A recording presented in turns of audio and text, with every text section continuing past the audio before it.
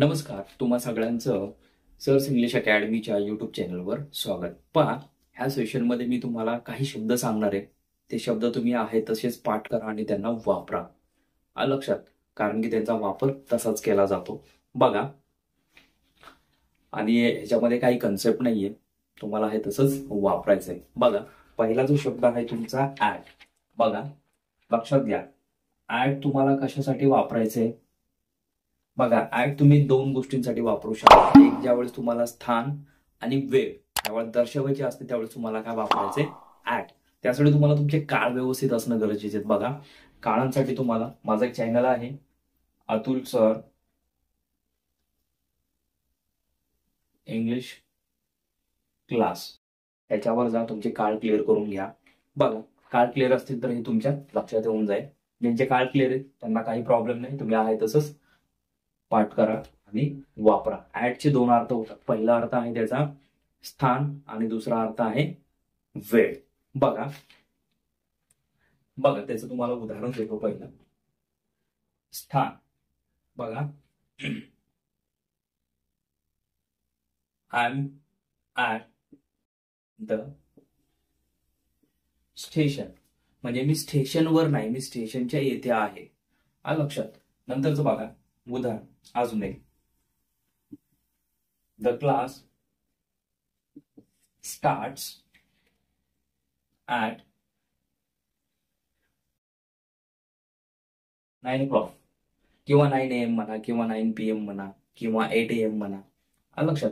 म्हणजे बघा, class starts at 9 AM म्हणजे क्लास सकाळी 9 वाजता सुरू होतो किंवा चालू होतो.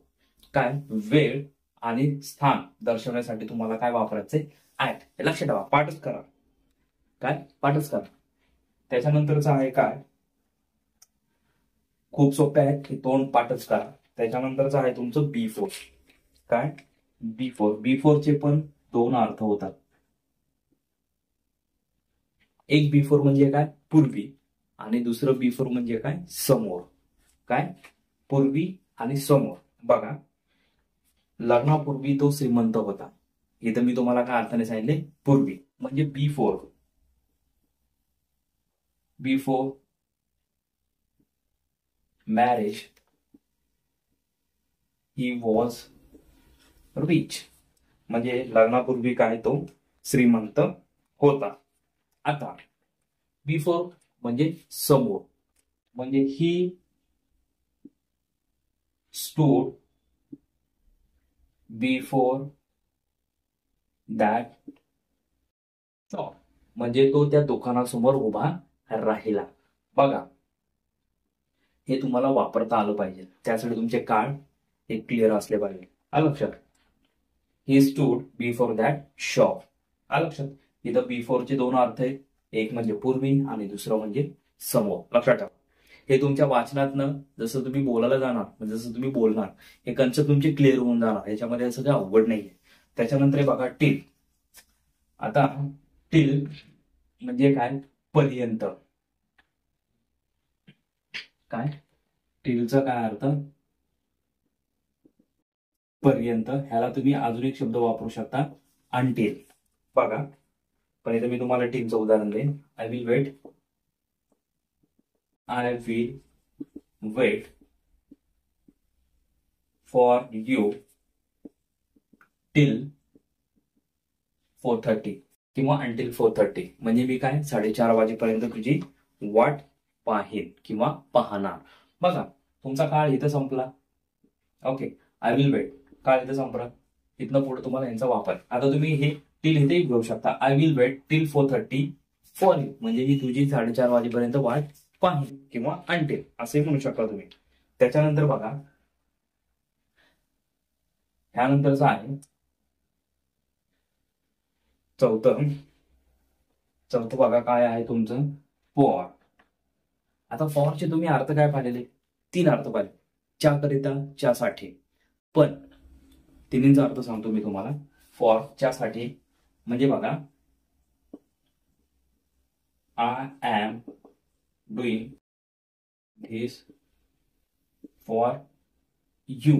म्हणजे मी हे तुझ्यासाठी करत आहे किंवा मी तुझ्याकरिता करत आहे. काय पहिला अर्थ त्याचा काय, च्यासाठी आणि च्या करिता. आता अजून एक अर्थ होतो त्याचा काय, भर. काय बघा, भर. बघा लक्षात घ्या, I stay in Mumbai for a month. आता हे तर मी मुंबईत 1 महिन्यासाठी राहिलो असं नाही होईल, मी मुंबईत 1 महिनाभर राहिलो. काय, मी 1 महिनाभर राहिलो. तुम्ही असंही म्हणू शकता परत, take this medicine, take this medicine for a month. काय, ही औषधं मग 1 महिनाभर घ्या. काय, 1 महिनाभर घ्या. भर असं ज्यावेळेस येतं त्यावेळेस तुम्ही फॉर हे तिथं तुम्ही वापरू शकता. बघा त्याचे 2 अर्थ होतात, एक म्हणजे च्यासाठी, त्याला तुम्ही च्या करिता, आणि भर हे असं वापरू शकता. आलं लक्षात. आता ह्याच्यानंतरचा आहे बघा,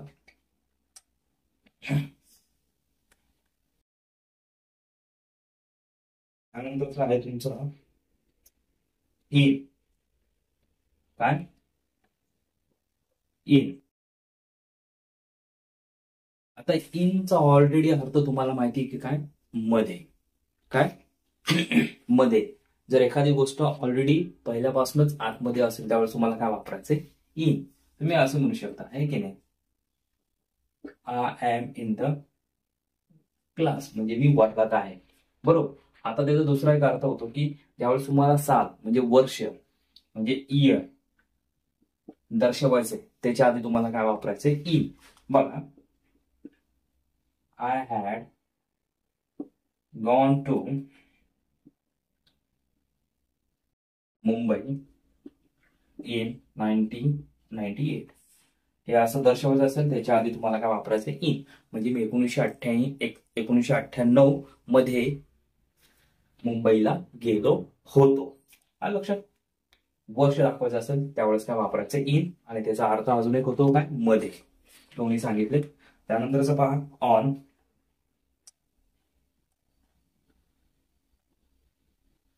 बघा त्याच्यानंतरच आहे ऑन. आता इथं ऑन आपण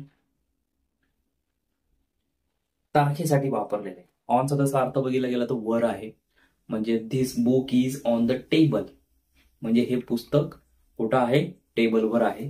मग आता त्याच्यामध्ये आपण तारखेपूर्वी जर वापरायचं असेल तर काय वापरणार आपण, ऑन. जसे की बघा, his birthday is on the 15th of जून, म्हणजे त्याचा बर्थडे जूनच्या 15 तारखेला आहे. आलं लक्षात. इथं तुम्हाला वर हा अर्थ वापरता येणार नाही. ओके. म्हणजे ज्यावेळेस तुम्हाला तारीख दर्शवायची असेल त्यावेळेस त्याच्यापूर्वी तुम्हाला काय वापरायचंय, ऑन. ओके. त्याच्यानंतरच पहा, खूप सोपं आहे. ऑन झालं, त्याच्यानंतर आहे तुमचं फ्रॉम. बघा, फ्रॉमचा पण एक अर्थ होतो पासून. प्रत्येकाचे 2-2 अर्थ झालेले समजून घ्या. फ्रॉम काय, फ्रॉमचा दुसरा 2 अर्थ होतात, एक पासून आणि एक होऊन. म्हणजे बघा, I stop him from going outside. मी त्याला बाहेर जाण्यापासून रोखलं किंवा थांबवलं, हा त्याचा अर्थ काय, पासून. आता दुसरा एक अर्थ होतो त्याचा काय, होऊन. म्हणजे बघा, ही केम बॅक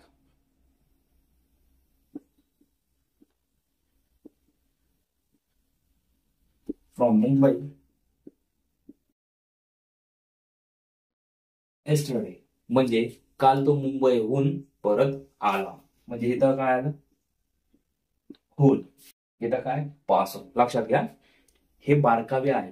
हे जर तुम्हाला कळले तर इंग्रजी तुम्हाला 100% येऊन जाणार. त्याच्यानंतरचं आहे काय आफ्टर. बघा आफ्टरचे पण दोन अर्थ होतात. काय आफ्टरचे पण दोन अर्थ होतात.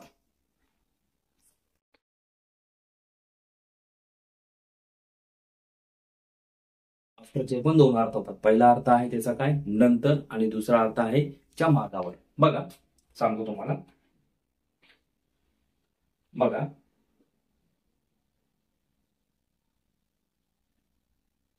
After marriage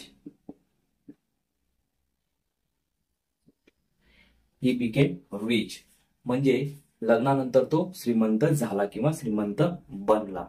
okay. द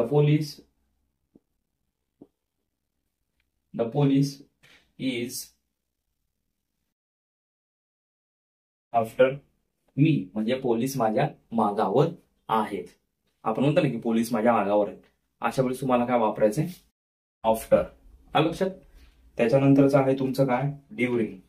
9 नंबरचं ड्युरिंगचा एकच अर्थ होतो म्हणजे च्या दरम्यान.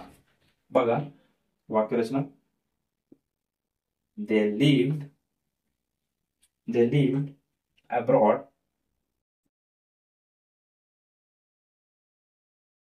ड्युरिंग द वॉर, म्हणजे युद्धाच्या दरम्यान ते बाहेर म्हणजे परदेशात राहिले. बघा ह्या प्रत्येकाचे 2-2, 3-3 अर्थ होतात. हे तुम्हाला मी सांगितलेले हे 2 पाठच करा, यांना वापरा लक्षात, कारण की हे अत्यंत महत्वाचा भाग आहे. महत्वाचे शब्द पाठच करून घ्या. आणि काय डाऊट असेल तर कमेंट बॉक्समध्ये कमेंट करा. आणि पुढील सेशनमध्ये यानंतरचा जो काही कन्सेप्ट असेल तो घेऊन येऊ. तोपर्यंत जय हिंद, जय महाराष्ट्र.